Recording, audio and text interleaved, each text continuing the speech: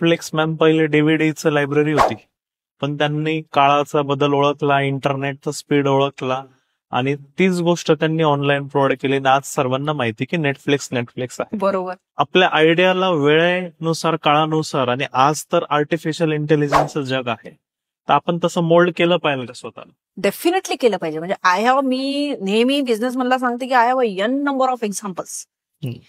मग ते बिझनेस करत नाहीत का त्या काळामध्ये त्यांनी खूप बिझनेस केला, म्हणजे खूप छापले. अगदी तू जसं नेटफ्लिक्सचं उदाहरण दिलं माझ्या डोळ्यासमोर आता आहे, म्हणजे जे आपल्या युगात घडलं.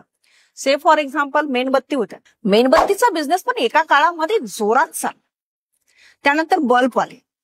ओके, छोटे आपले बल्ब आले, त्याचा पण बल्ब चालला. त्याच्यानंतर एलईडी आल्या, त्याचा पण चालला.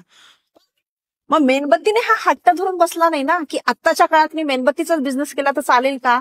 चालतोय. ओके, आता पण लक्षात घे, मेणबत्तीचा बिझनेस चालतोय, पण त्यांनी ती छोटी पांढरी मेणबत्ती नाही ठेवली. कॅन्डल लाईट डिनरला आले, सेंटेड आलं.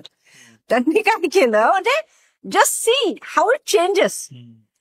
एका काळामध्ये अंधारात जेवण करणे हा लाईट नाहीये बुवा, त्याच्याकडे इलेक्ट्रिसिटीचं बिल नाहीये, म्हणून अंधारात जेवण करणे त्याला तसं ट्रीट केलं जायचं. Now candle light dinner is status. Okay, मग बिझनेस होतोय ना, सो दे हॅव अपडेटेड. मला म्हणायचं की अपडेट झालं पाहिजे.